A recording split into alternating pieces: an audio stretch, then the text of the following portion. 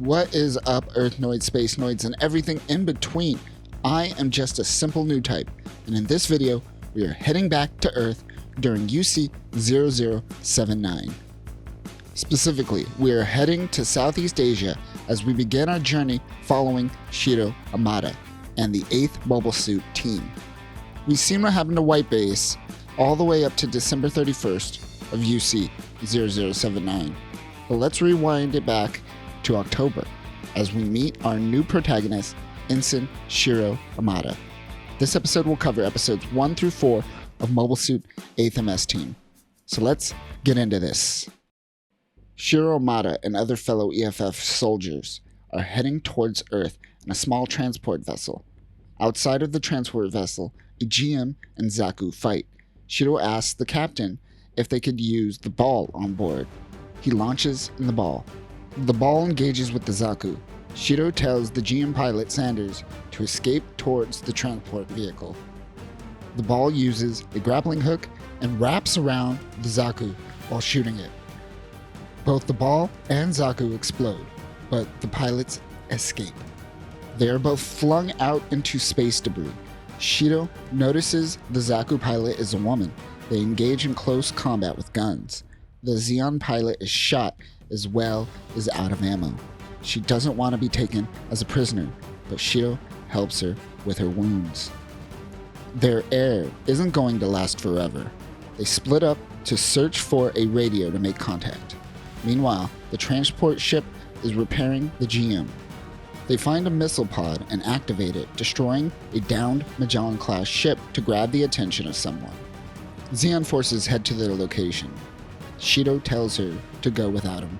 She tells him that her name is Aina Sahalin.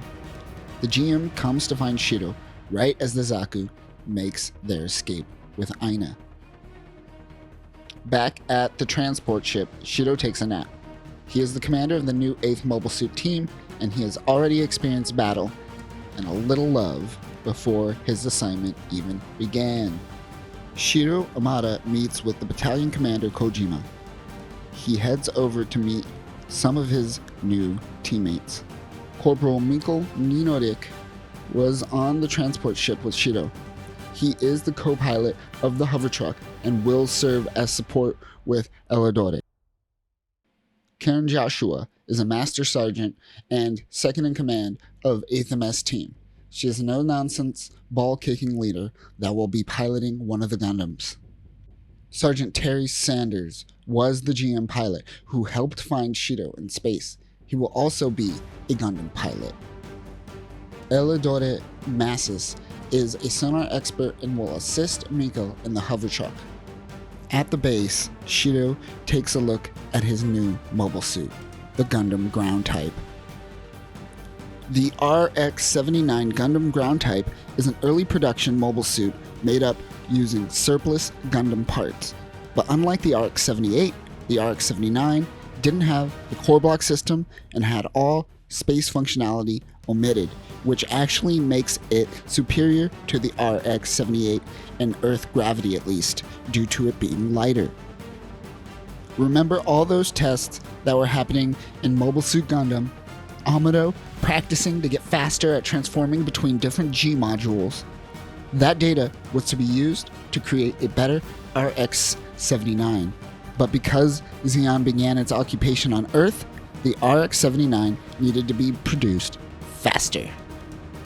In July, EFF established the 1st Mechanized Composite Battalion, also known as the Kojima Battalion, in Southeast Asia. They were given 12 units, some of which we are currently seeing being given to 8th MS Team.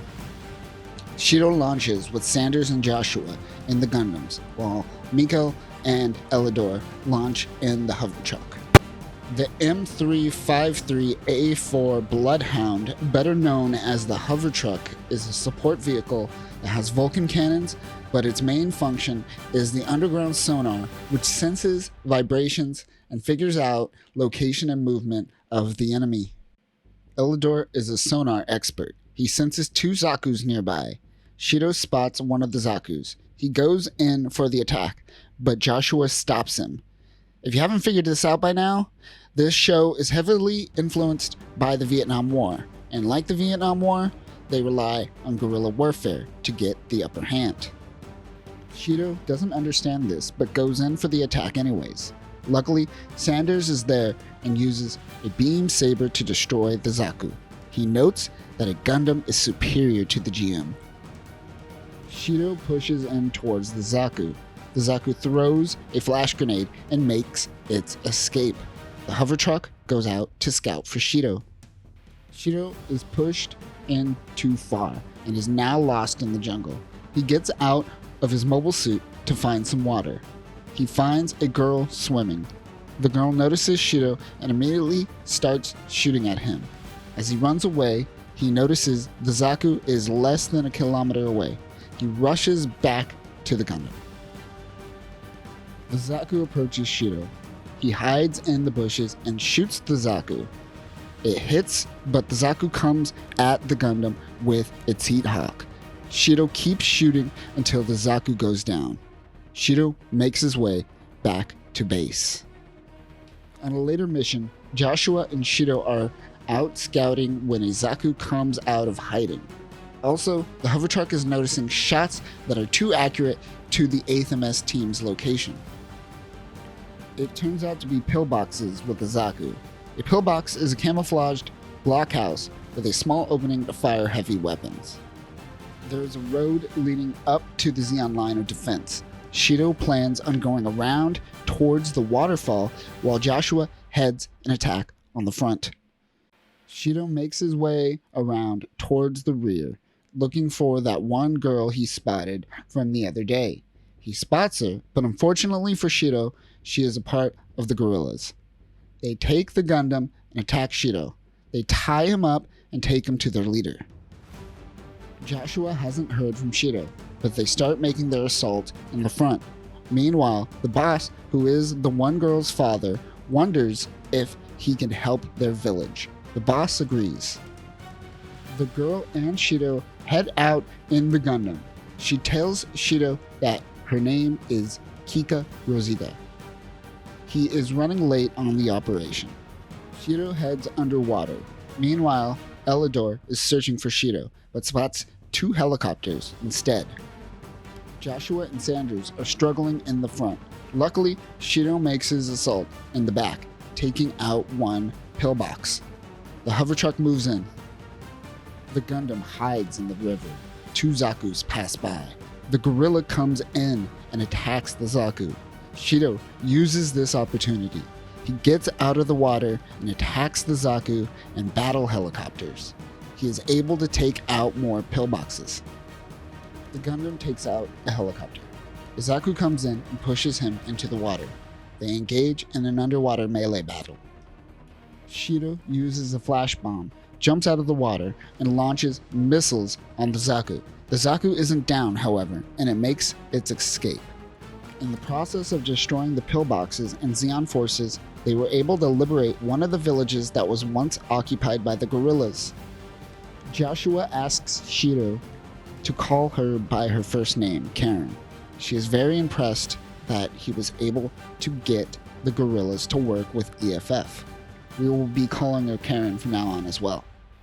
In low Earth orbit, Zeon is testing the mobile armor Asperis. The pilot of Asperis is none other than Aina. It enters into Earth atmosphere.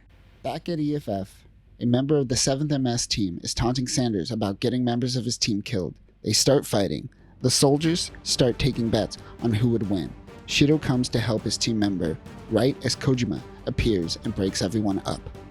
At Zeon, Aina and her brother Genius. Wait, really? Genius? Okay. They're celebrating the completion of the Asperis' first testing phase. They meet with a brash Admiral Yuri Kalani. At EFF, Sanders wants to request a transfer because he has lost every other teammate and is known as a jinx. Karen thinks he is being stupid and says he doesn't have the balls, so she kicks him in the balls. Shiro doesn't accept his request for transfer at the moment. The Asperis launches again from low Earth orbit, but descends too far. On the ground, Zeon forces pull back. Eleanor is able to pick up a transmission about the Asperis. No one makes a move except for Mikkel, who panics and shoots. They are now exposed. Two Dops protect the Asperis and assault the 8th MS team, but the Asperis attacks, obliterating the jungle around them. Sanders uses Beam Saber and goes in for the attack. Shiro and Karen supports them. The Asperis makes its escape. Everyone is alive. Sanders is starting to ease up and stop thinking he is such a jinx. And that will do it for this episode. If you haven't noticed, the relationship developing between Shiro and Aina are very similar to that in Romeo and Juliet. Two people from opposing forces coming together. This actually happens quite a bit in Gundam. We also see that warfare is quite different in the jungle. One must rely on guerrilla tactics to survive. I love the entire feeling that you are following a bunch of grunts around during the war. No high commanding officers, no royal bloodlines, except for Aina, we'll get to that. Not a lot of resources, just a team trying to do their best with possibly the worst. But until next time, new types, maybe turn off your lights on your Gundam when fighting in the jungle at night. Peace. What is up, Earthnoids, Spacenoids, and everything in between? I am just a simple new type, and in this video, we are continuing our adventure with Shiro Amada and the 8th MS team during the 1-year war. In our last video, we were introduced to the 8th and the Kojima Battalion. Shiro learned the hard way about guerrilla warfare, and Aina, the Zeon woman he ran into, may just be his biggest enemy. So let's dive back into the jungle and the 8th. The hover truck comes back before the rest of the 8th. Mikkel goes to get the mail for Elidor. He receives mail notifying him that one of his songs will get recorded. They go out to the village to party. When hitting up a bar, they walk in and notice everything is trashed. Suddenly, Zeke's soldiers surround the place. Mikkel and Elidor are being tortured while Aina is off in the distance. The two are set to be executed in the morning. They are being held in a hotel occupied by Zeon. Shiro returns to base and finds that Mikkel and Elidor are nowhere to be seen. The 8th goes out to find the two lost soldiers. While out looking, they run into Kiki. Mikkel and Elidor begin to fight with one another. While fighting, they accidentally knock out the Zeon guard, like it's a Merry Melody skit. Really weird. They both make their escape. They run into a construction tank. Meanwhile, Shiro and the 8th make contact with Zaku's, firing on Elidor and Mikkel. Elidor tries to operate the construction tank. The cabin suffers heavy fire. A piece of shrapnel goes through his leg. An armored car fires on the construction tank. Elidor is able to take out the armored car. The 8th finds Elidor and tends to his wounds. Luckily, Karen was a medical student and is able to mend his wounds with no problem. Karen punches Elidor while Shiro slaps Mikkel and tells him that he should never disobey orders again. Meanwhile, Elidor touches Karen's boobs. Elidor will be put on the back line and taken to medical care. He looks over Karen before driving off. The 8th go out on another mission. As they make their move towards the jungle's outlying desert to look for the Asperis, Shiro's left foot starts malfunctioning. They stop to fix it. According to one Reddit user, because we see a desert, Cambodia, Laos, and Vietnam are off the map, and it seems that they are actually located somewhere around the Korean Peninsula. But people also seem to forget that Japan also has deserts such as the Tottori sand dunes, which would also make sense. But who knows? The Gobi Desert is closer to Korea, so that also makes sense as well. Karen notices some of these mountains are paved with glass, which means beam weapon technology was used in the area. They think it may be that weird Zeon mobile armor they ran into. Mikhail almost kills Shiro while also complaining about treating him like a kid. Pick and choose your battles. Meanwhile, Mikhail is starting to lose it. He is unfocused because of BB's letters. Since episode 1, Mikhail has been writing back and forth with his girlfriend, BB. Kiki steals Mikhail's letters and makes fun of him, but as she continues reading the letter, she realizes that Mikhail's girlfriend is trying to distance herself from Mikhail. She apologizes for taking his letters. Mikhail is being a little bitch and complaining about not being able to deliver his letter to his girlfriend that seems to have moved on from him. Sanders ends up switching places with Mikhail, piloting the Gundam. Everyone is wound up. Tensions are high. Suddenly, Elidor's song comes on the radio. Everyone starts to lighten up. It's been days of them camping out in the desert, but their camping paid off as Aina in the Asperis makes its return. They shoot off nets in the caverns and trap the Asperis. Support fire attacks the 8th from above. The Asperis suddenly shows up right in front of Mikhail. Shiro jumps in to save him. The Gundam uses its beam saber on the Asperis. Aina transmits a message to the Gundam. Shiro recognizes that voice. It is Aina. The Asperis takes off with Shiro, still hanging on. The 8th just lost their commander. Now, before we move on to the next episode, I want to note that by the time that this episode originally aired in Japan, the director Takeyuki Kanda was fatally killed in a car crash. For the remainder of the series, Uminosuke Ida will be the director. Admiral Yuri Kalani is one of the last remaining holdouts in Odessa. They are the last to evacuate from the area. Shiro is still hanging onto the Asperis. He gets out of the Gundam and climbs onto the Asperis. Aina jumps out as well. They talk while floating above Earth. The Asperis is struggling to stay level. Shiro uses the Gundam's thrusters to counter the force of gravity. It somehow works, but Shiro, thinking he would die, tells Aina that he loves her. The cliff breaks and the Gundam falls.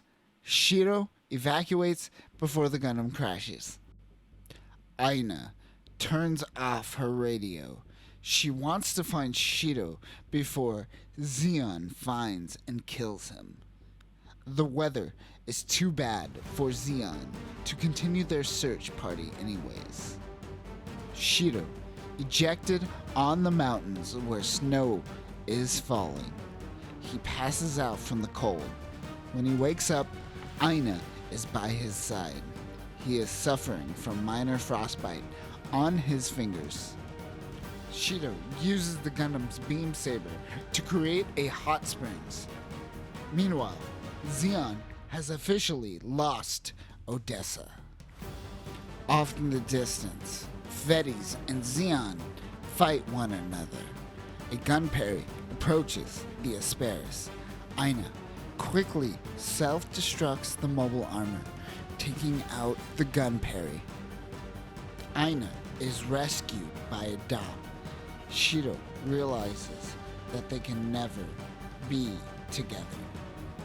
This dude's name's pronounced Genius, apparently, but I'm gonna keep calling him Genius because that's dumb and you know that's what you were going for. Genius was spying on Aina and finds out that Aina is in love with the enemy. Meanwhile, Shiro preaches peace to his superior officers. This is their reaction.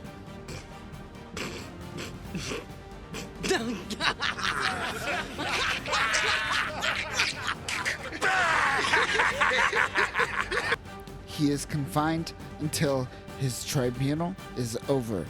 Since Odessa is no longer in Zeon control, Southeast Asia will be Admiral Yuri's new headquarters. He also wants to discontinue the Asperis project, but Genius does not like that. The 8th are informed that the guerrillas' village is being overrun by Zaku's. The 8th goes to meet up with Shiro. Captain Hiran Nikard luckily has a forged battle operation form with Kojima's signature on it. They go off to save the villages. At the village, one of the Zaku's picks up and drops Kiki.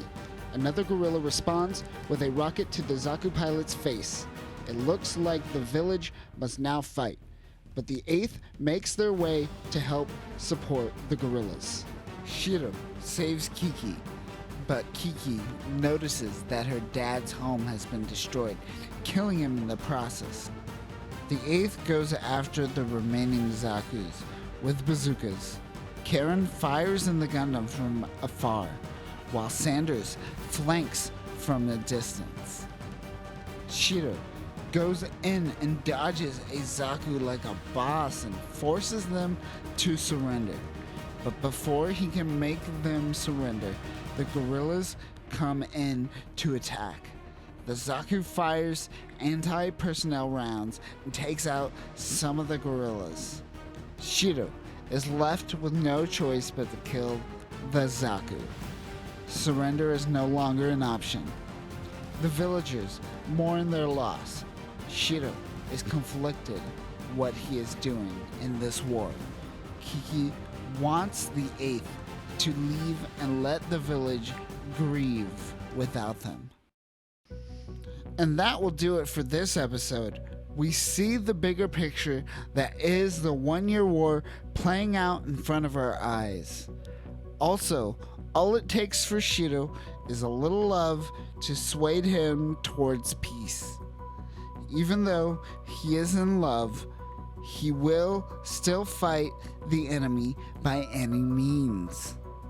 Now that the Asperis is destroyed, what will become of the Asperis program? Be sure to like and subscribe to find out more. And remember, new types, love is complicated? Question mark? What is up, Earthnoids, Spacenoids, and everything in between? I am just a simple new type, and in this video, we are finally wrapping up the final episodes of 8th MS Team series. In between this video and our last video is when the 8th MS Team Special Miller's Report takes place. This focuses on Shiro Amada's court-martial, but most of it plays like a clip show, catching us up on the first half of the series. We will do a follow-up later focusing on Alice Miller's investigation. But for now, let's return to the adventures with the 8th. Let's find out if their relationship with the guerrillas will survive this war. EFF, along with Commander Kojima, run a simulation. It shows the Asperis destroying Jaburo. They are concerned of this mobile armor's power. They are also concerned of Shiro Amada's allegiance to EFF. The battalion gets Sanders to spy on Shiro's command. He doesn't like this.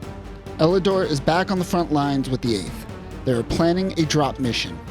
Before we get into the mission, one thing to note is that the Asperis that self-destructed was technically the Asperis 2.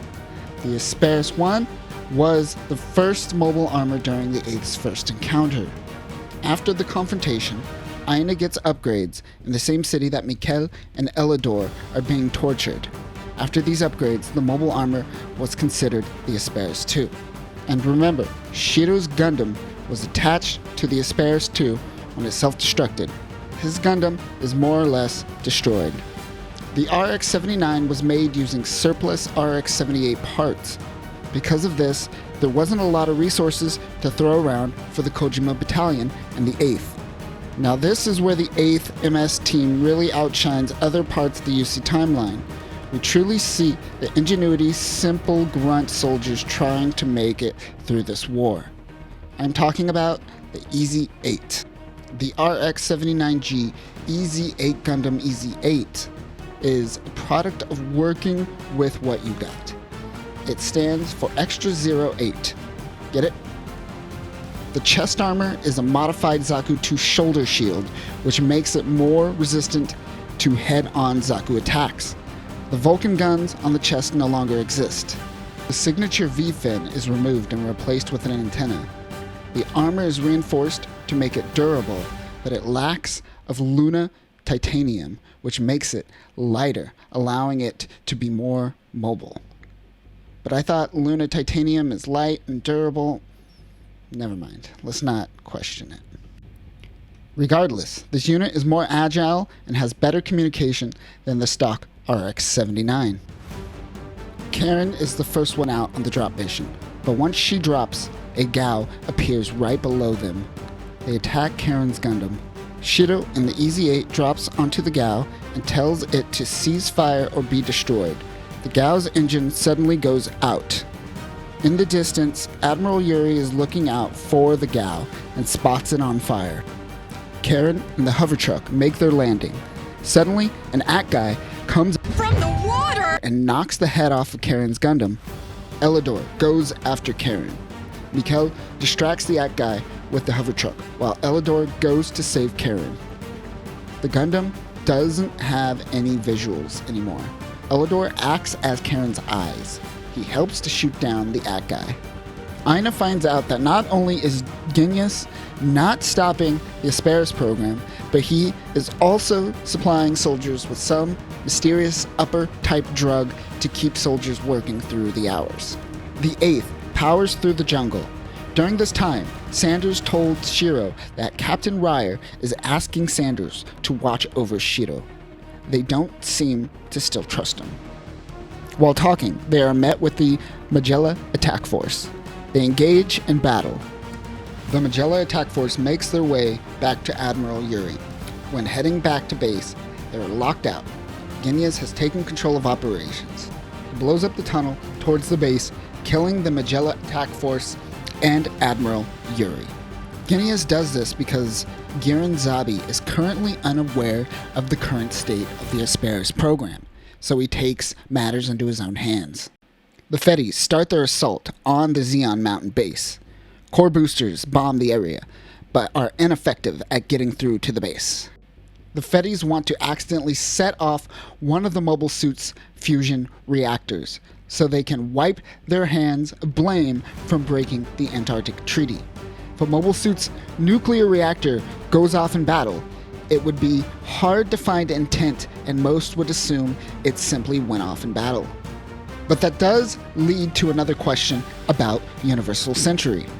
If giant walking nuclear bombs are flying around, punching each other, shouldn't nukes be going off accidentally and randomly anyways? 3,000 Zaku 2s were produced during the 1-year war. Are you telling me there wasn't one nuclear accident during all of this? And that isn't including any other mobile suits or mobile armors. Anyways, I digress. The 8th is also on the battlefield along with the RX-75 gun tank mass production type. The difference between the gun tank from OG Gundam and the mass-produced version is a lack of core block system and improvements on its range. They take out a Zaku and a Dom. Aina helps Zeon forces evacuate. Colonel Norris Picard helped raise Aina and Genius, and Aina thinks of him as a father in many ways. Picard decides to go out in his Golf to help protect Aina. Meanwhile, Genius poisons everyone in typical Colt fashion. Picard goes out in the goof and attacks Shiro. Shiro mentions Aina's name. Picard realizes that this is the man that Aina is in love with. Shiro rips off his own arm and uses it as a melee weapon. He destroys Picard's goof, but it was able to take out all of the gun tanks. Elidor notices a familiar sound in the hover truck. It is the Asperis. Both Aina and Genius are in the Zeon mobile armor. They begin their attack. Shiro, in the moment, decides to leave the service. Karen was given orders to execute Shiro if he decides to abandon his role, so she decides to shoot him as he walks away. Karen projects her insecurities about men, but she can't shoot Shiro. She simply shoots around him as Shiro walks away. Meanwhile, Aina asks the Fedi soldiers for a truce. She actually didn't attack, but created a line in which Fedis must not pass until their forces have evacuated the mountain base. She asks for a ceasefire. The Fedis agree, but launch 2 GM snipers anyways. This is the same guy who wants to accidentally crack a fusion reactor. At the base, Kojima has had enough of Captain Ryer's shit and leaves, saying he is not different than Zeon. He goes to capture Shiro himself. Meanwhile, Genyas takes control of the Asperis and begins attacking Earth forces. The GM sniper takes out a retreating Zanzibar ship. Aina is furious. She uses her main weapons to attack, but she doesn't hit EFF headquarters. Shiro approaches her in the Easy 8. Aina tries to preach the ideas of peace to Genyas, but he isn't having it. He shoots Aina. She falls out of the mobile armor. The Easy 8 catches her. She isn't dead, however. She was saved by the watch she gave Shiro. We haven't really talked about the watch, but Aina gave Shiro her watch when they first met in episode 1. After they met again, after the destruction of the Asperis 2, Shiro gave the watch back. This watch saved Aina's life. They get out of the way of the Asperis. Both Aina and Shiro get in the Easy 8. They have no choice but to kill Genyas and the Asperis. The Easy 8 attacks the Asperis right as it attacks the base. It seems like the Easy 8 is destroyed as well as EFF base. In space, a Musai-class ship launches a Komsai with children on board. The Musai ship goes down. UC-0080. Back in Southeast Asia, the war is over. All that remains are fragments of chaos. The 8th was disbanded and Mikhail was discharged. However, he still wants to finish his mission and find Shiro. He looks at a picture of his old girlfriend, Bibi. Kiki is also with him. She destroys the picture of Bibi. While floating down the river, they stumble on the Komsai. They decide to crash there for the night. When they wake up, they're tied up by Zeon children. The kids take them to their commander. The kids all seem somewhat off. This is probably because these children are all new types. We can deduce this from earlier in the episode when Kiki found a paper written by Dr. Flanagan. Remember, Dr. Flanagan is the founder of the Flanagan Institute, which is a place for new types to cultivate their new type potential. The kids bury someone. Kiki and Mikhail ask who it is. The kids mention that it is a person named Aina. Mikhail freaks out and demands to know where Shiro is. The kids tell them that he is dead, but something seems up. The kids eventually tell them that they ran into Shiro and Aina, and they eventually faked their deaths in order to start anew, and gave these kids their names. The kids tell them that they headed north. These kids never had names. They were just referred to as the kids, kind of like how I'm doing right now. So their names kind of mean a lot to them at this point. The next day, the kids are gone. Mikhail and Kiki begin their search again. Eventually, they find a cabin, and with it, they find Aina and Shiro. Aina seems to be pregnant. Shiro and Aina are alive, and were able to escape the war and allow their love to thrive. And that will do it for this episode of Mobile Suit Gundam 8th MS Team. This is one of my favorite Mobile Suit series. I genuinely appreciate not following space wizards, simply following the grunts of the war. It is rare that two people make it out of the war, let alone find happiness afterwards. So soak this in, people. There aren't going to be too many of these happy endings, unfortunately. I eventually would like to cover Thunderbolt, but for now, we are going to move forward in time to the year UC 0080. But that will do it for this video, new types. Remember, it is possible to escape the war to find happiness. Very unlikely, but possible. Peace.